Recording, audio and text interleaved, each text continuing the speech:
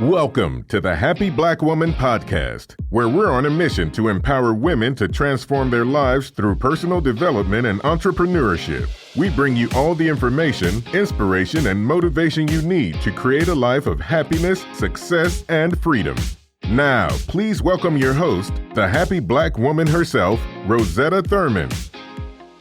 Hello, everybody, and welcome back to the Happy Black Woman Podcast. We are back with another incredible interview with one of our lovely Happy Black Women entrepreneurs for this month, featuring so many cool stories and tips and strategies and journeys for you to learn from. And today we're talking to Miss Karla Hampton, and you're going to want to remember her name because her work is so interesting, intriguing, and very much needed in our Happy Black Woman tribe. You can read all about her. Her bio is posted on our website. But for now, we're just going to jump right in and welcome Karla. Hi, thank you, Rosetta. I'm so happy to be here. So glad to have you, Karla. And for those of you who are wondering, where does Karla fit into our tribe? I have gotten the opportunity to work with Karla as one of my clients in our Happy Black Woman Inner Circle program and really see her blossom into her purpose and learning more about the work she does to support women in a very unique way. So Karla, can you share with everyone else? I know how fabulous you are, but let's share with everyone else, what is your mission and what is the work that you do? So my mission can really be summed up by this quote. I don't know if it came from me. I like to say it came through me. And it is, I believe wholeheartedly that pleasure is our birthright and that we must reclaim ourselves as fully embodied sensual beings. And so with that said, what I do is I provide sex education and holistic sexual wellness mentoring for women who want to live as fully realized sensual beings and who want to be a powerful creatrix in their life, business, and in the bedroom. And so as a pleasure practice mentor, I guide women on a journey of sensual awakening through study and self-exploration, through sensual body movement and intuitive wisdom practices. And I really want women to find what feels good for them, to be connected to their bodies, connected to their inner wisdom, and then from that place, create a life and business that they love. Love it. I mean, really talking about sex today on the Happy Black Woman podcast, and knowing that that is your mission and knowing that's the work that you do. The next question that I know I'm curious about and everyone else is, what made you decide to do this work? What made you decide to build your business around that? So my background actually is law. So I am an attorney. And so how did I go from an attorney to a sex educator? For me, this journey started many years ago. I really seen what can happen when a woman is disconnected from her body and from who she is at the core of her being. And, she's searching for answers outside of herself, asking everyone else what they think that she should do with her life, overwhelmed, just low energy, but it's keeping on the face, right? I'm fine. I'm okay. I'm going to take care of everyone else but myself. And it's really, she really has superficial relationships, lack of intimacy. She's, checking off her to-do list, right? Kind of following that path of do this, do that. I have to be successful. I should do this. I should do that. But ultimately she feels that something is not quite right. And no one can speak to this experience because that woman was me. I was burnt out, stressed out. By all appearances, I was successful. Here I am, a successful attorney, homeowner, always busy, out there living my life, getting involved in different activities, but still I felt that something was missing. And that from there, cracks began to show, sleepless nights, some anxiety, some headaches, weight gain, And for me, I was so type A and push that I pushed myself into the ground. And I actually was diagnosed with an autoimmune disorder called Sjogren syndrome. The symptoms are dryness, fatigue, low energy. And so for me, I was like, okay, it's like, I have to listen to my body. My body is telling me to slow down. And the turning point was I was fortunate enough to be on a call with Miss Iyanla Vanzant, life coach extraordinaire, who has done some work with and for Oprah Winfrey. And I remember asking her on the question, how can I tap into my intuition, right? Because I knew that there was something inside of me that was waiting to be revealed. And she said, "Child, you are dead below the neck." And I was like, she was like, "Child, I could hear it in your voice." She was like, "You need to get into your body." She's like, "Do what you have to do. Dance, yoga, go for a walk, do whatever you have to do, but you have to get in your body." And for that was a wake-up call for me. And I realized that I have been walking around like the Walking Dead. Like I was just so in my head, all that masculine energy of do, go, go. And so what I started to do is I started to do a movement practice. I did some yoga, did some mindfulness meditation, even got a life coach. And so I was on this personal development train, right? But there was still something missing. And that piece was my sensuality, was my sexuality, sex, pleasure, all of that I had shut down for so long. And so I had to investigate that and tap into that energy for myself. And in doing this work, there was some sexual distress and old wounds that came up for me that needed to be healed, and that no one could really do that but myself, but me. And it started with me. And so I was like, how can I really take on this journey of pleasure and sensuality and really get connected with myself?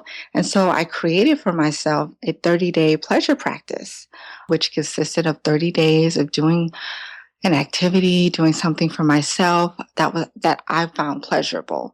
Some of the stuff was a little naughty and some of it was nice, but for me, that was really life-changing to take that time to really tap into that sensuality and live from pleasure and that perspective. I love so much of what you shared already, but the main thing I wanted to pull out for everyone listening is, one, that you noticed that something was going on with you. And even in the beginning, you reached out to get help, even though you didn't know exactly what area you needed to address.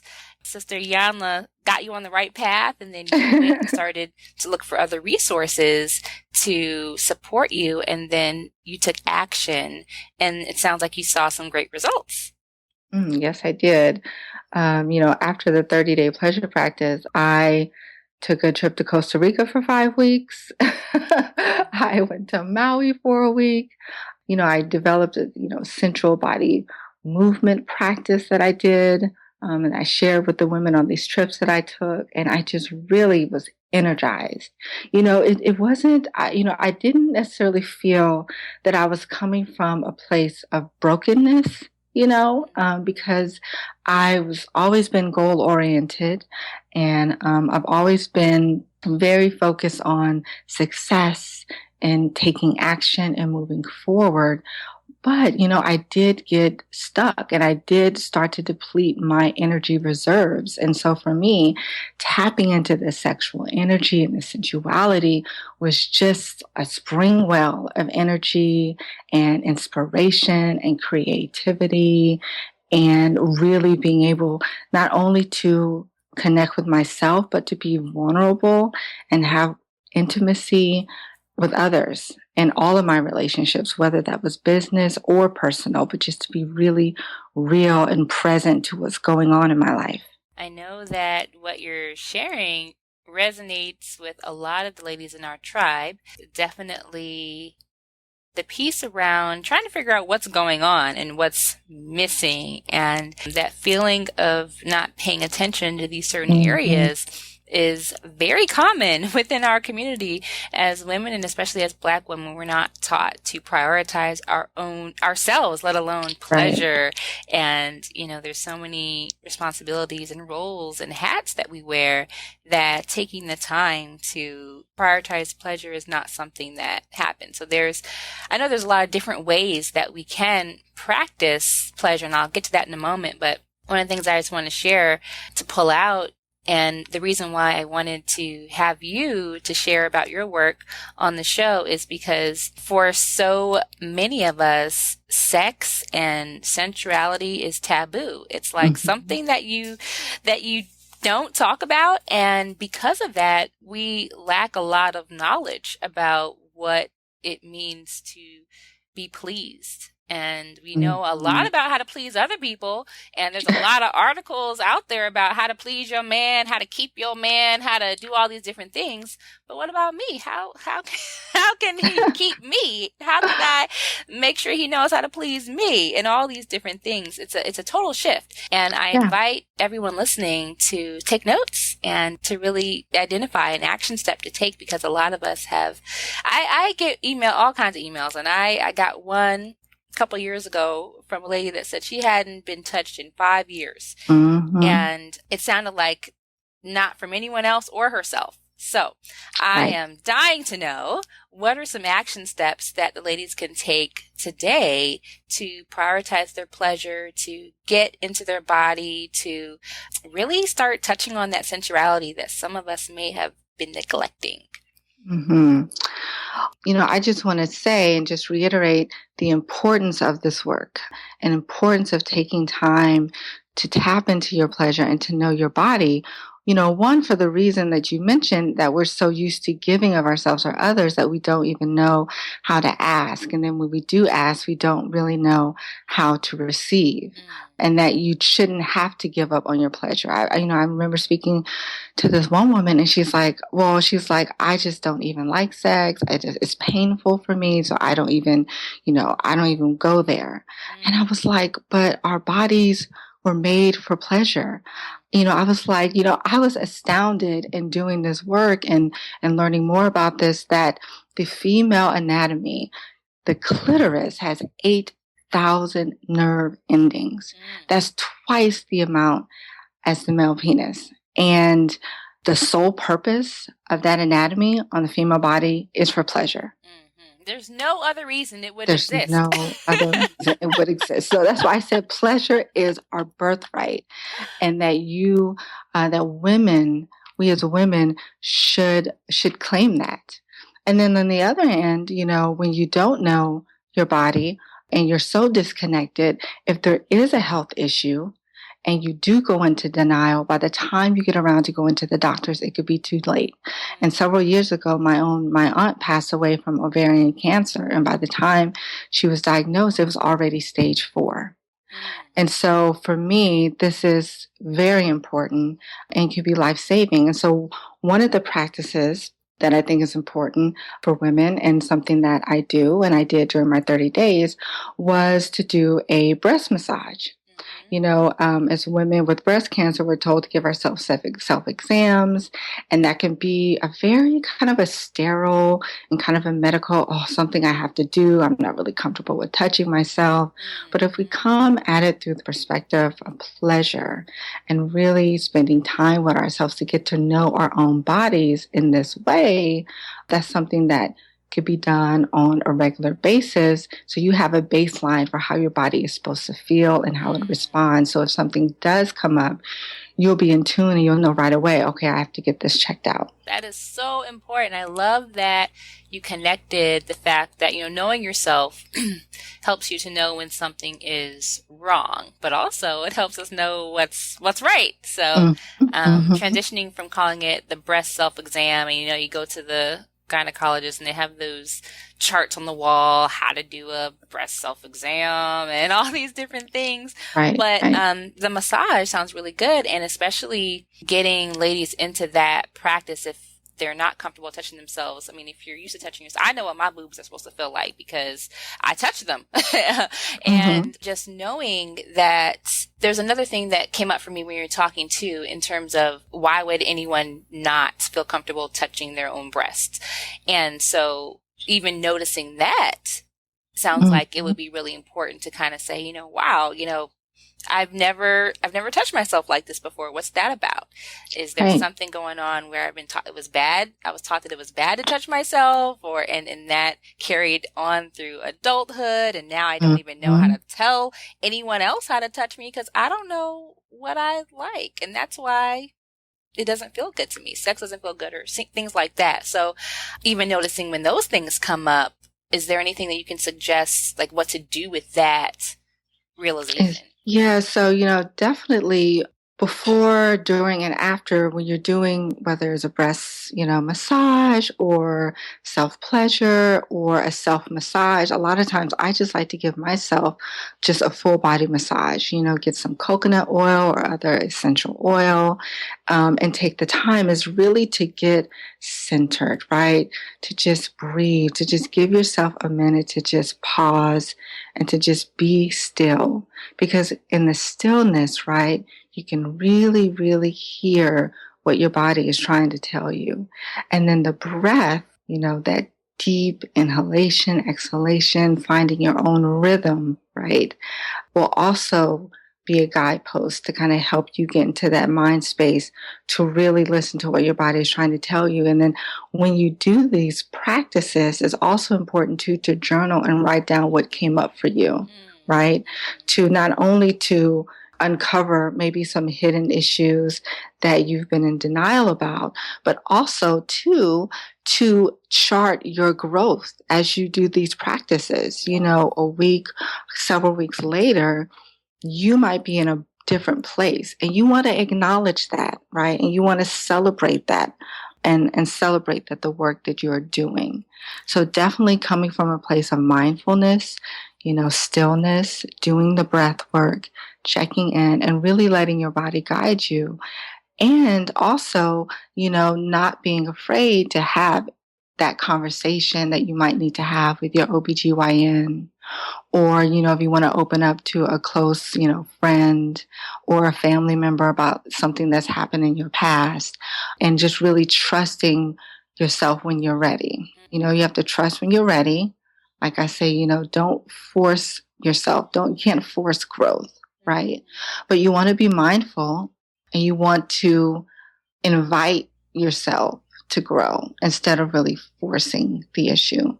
And then definitely tracking it. Well, that's such a great tip around journaling, around what comes up for you, so you can not just, express that and have that conversation with yourself, but also to track your growth.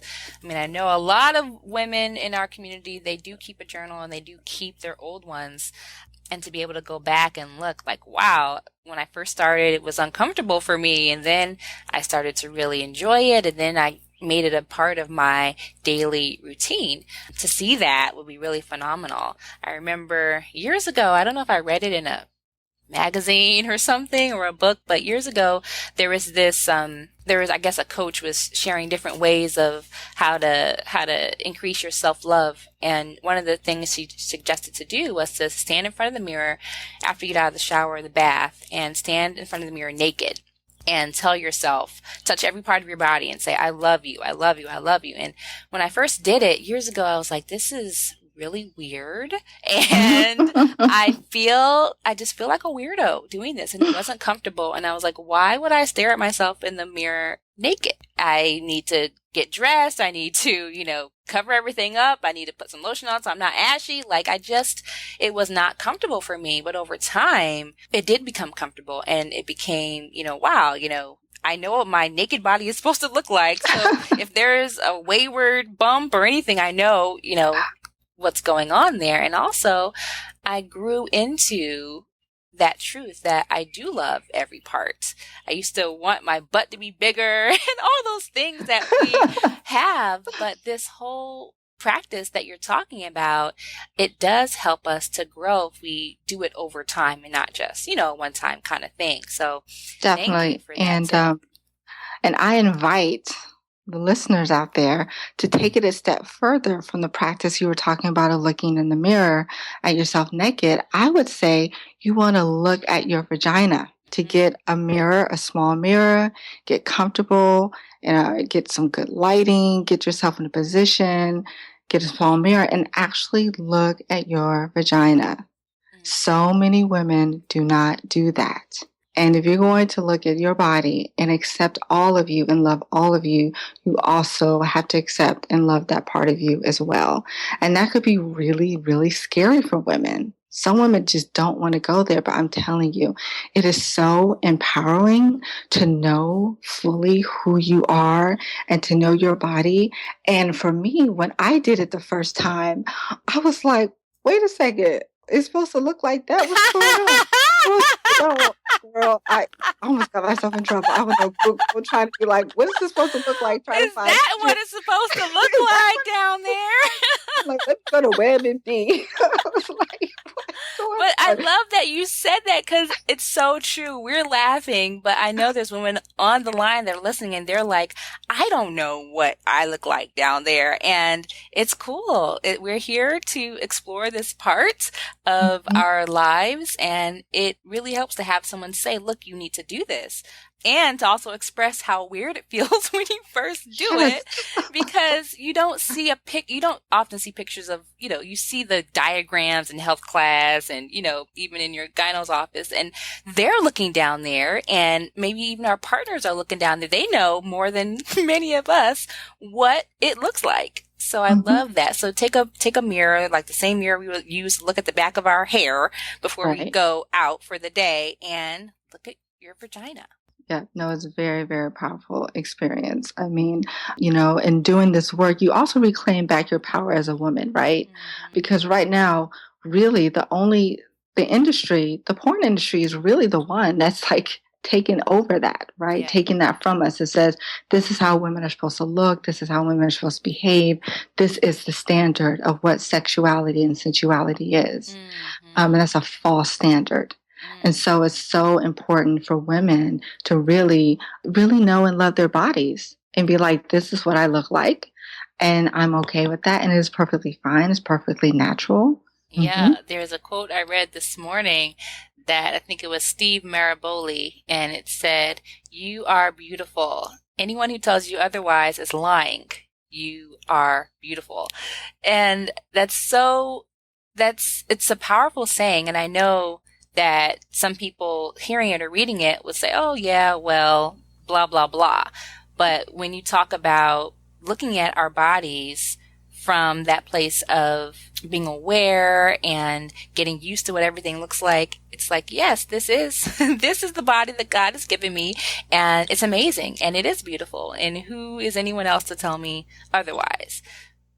Yeah, no, definitely. And in this work, that's something I'm really passionate about doing, is helping women rediscover their femininity, their sensuality, their bodies. And so I help women, I give them tips, talk about, how to do the breast massage, with different breast massage oils to use. I tell them, give them ideas and tips for how to go on a Yoni Safari is what I call it. Mm-hmm. Yoni is the Sanskrit word for vagina. Mm-hmm. So really, taking the time to see and explore and kind of what you're looking at, and doing some education around the female anatomy, also education around the pelvic floor, particularly if women are experiencing any sort of pain doing sexual intercourse. Mm-hmm. That's not natural. That's not okay.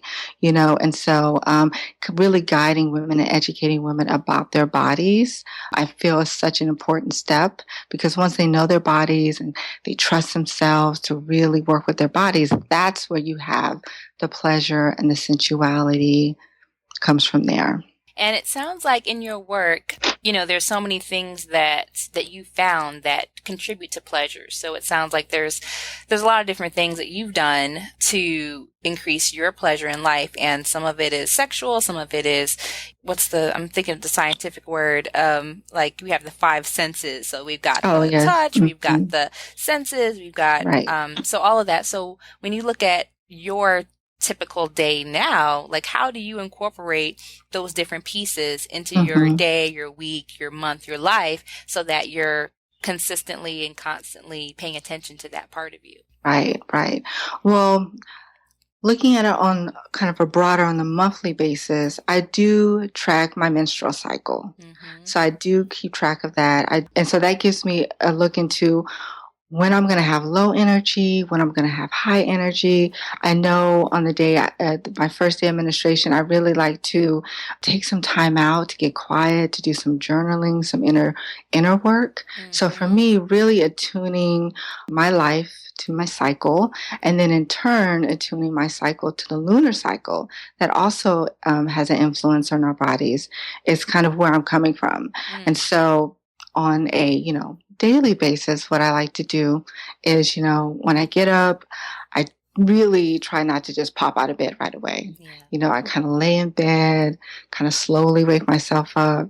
And, really the preparation starts the night before, because that night before I would have written down kind of like what I want to do for the next day. So I kind of have an idea already when I wake up, kind of how my day is going to be. So I get up.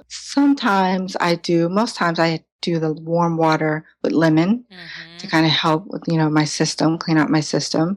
And I make time in my morning routine for some journaling and some meditation, a little bit of meditation and prayer. And when I do have the time, I really enjoy doing a sensual movement practice, which allows me to sensual movement practice. When I say that, is movements consisting of a lot of circling, a lot of hip opening, chest opening, slow movements where you really feel your body as you're moving. You really find what feels good. So for me, I do some sensual movement practices that really focuses on opening up the hips, loosening up the hips. And that just really helps me to come alive. And I tell you, ladies, it also has an effect on the guys. Because I have to say, when I was in Costa Rica, I would walk the same route every day. And then once I started doing my sensual movement practices, I started to get some, hey, what's going on? Some attention from the fellas. So it does awaken something in you. You do start to have that energy and feel energized. And then, I have a good breakfast and I delve into my work. And what I try to do when I do my work is I try to be intentional. So if I am working on a project or I have to do some writing, I try to just take a couple minutes just to do some deep breathing to get centered and to set my intention of the work that I'm doing. So if I'm writing something, if I'm about to get on a call or go into a meeting with someone, just to really reconnect again with my breath and get intentional about what I'm doing. And I do that, throughout the day. I try to check in with myself, especially if lots going on. As entrepreneurs and business owners, we're juggling a lot of things. And a lot of people and situations are pulling on our attention. So it's always nice just to give yourself a couple moments of stillness, just to check in with your breath and your energy and how you're doing. And so that's something that I do throughout the day. And at the end of my day, I try to, when the weather is good, to take a little 15-minute walk. If I don't do it in the afternoon, definitely do it at the end of the day, just to give myself some closure, to reflect on what I did that day. Or I'll do some sort of breathing or meditation to try to help me transition out of my workday back into the rest of my life. And then in the evenings, I find it's really important for me to do a little bit of journaling, specifically around gratitude and what I was grateful for the day, because things are going to come up. Things are not going to work out as you planned. But, what am I grateful for during the day? And, during the week, if I know there's going to be a particularly stressful event or activity or something, a deadline is coming up, or I have a major meeting or presentation, I do make time to do a pleasure practice because it helps me to relieve that stress and it gets me reconnected in with my body. And honestly, I just feel really energized and really juicy. And I feel like really like, okay, I can do this, you know? So I do call on some, pleasure practices. That's wonderful. Well, I love that you shared with us the different things that you do and tips that we could start with today, because just the simplest things can really make a big difference in our lives and how we show up in the world, especially when it comes to all the amazing things that we want to do. I know that our time is coming to an end, but I do want to get some more inspiration from you around your favorite book. So is there a special book that you have found that has inspired you along your journey into focusing on pleasure and deepening your relationship with yourself? Yes, there's one book called that earlier on in my journey where I was really just starting to learn about my body and kind of my hormones and cycle and everything and how that really impacts my life is Elisa Vitti's Woman Code. Perfect your cycle, amplify your fertility, supercharge your sex drive, and become a power source. And for me, I find this work and this topic can be intimidating for women. And so this is a really good kind of first book for women who are just starting out and learning about their bodies and their menstrual cycles and hormones and how that plays a role in their lives. And what was really key, and here she actually talked about cycling, where you look at the different phases of your cycle, and depending on that, where you're at, you can plan your day, you can plan your goals. So you're working with your cycle, you're working with nature, you're taking that inspired action to reach your goals. So that was a really, really helpful book. Awesome. Great. We have not heard about that one yet on the podcast. So we'll add that to our book list. And if you could really identify a personal mantra or a motto or quote that you've lived by over these past few years, what would that be for you? I would have to say anything is possible, but nothing is promised. And for me, that just means the world is open to you, but you have to work at it. You have to want it. You have to put in the work. But it's there. It's there for you if you want it. Yeah, I love that. Anything is possible, but it's not promised. So just because you want it doesn't mean that you're going to get it. You have to definitely put forth some action in the process. So I love that. When it comes to you, such an inspiration to go from law to sex education, and not just sex education, but focusing on the pleasure aspect of our lives as women. What's now doing this as a business? What's one tip that you would give to all the ladies listening who are just starting out, trying to figure out, can I get paid to do what I love? They're just starting out in their business, maybe a few steps behind you. What's the number one piece of advice you would give them? I would say to them to remember that you are not alone in this, and that you are co-creating your business with a higher power. Call it the divine feminine, call it God, call it the universe, and that what they can do is focus on becoming a vessel.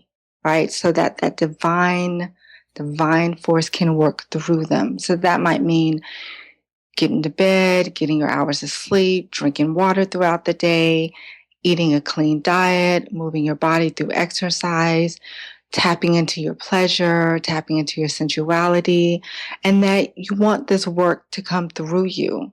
And one of the simplest ways to do that is just to breathe, right? To be still and breathe.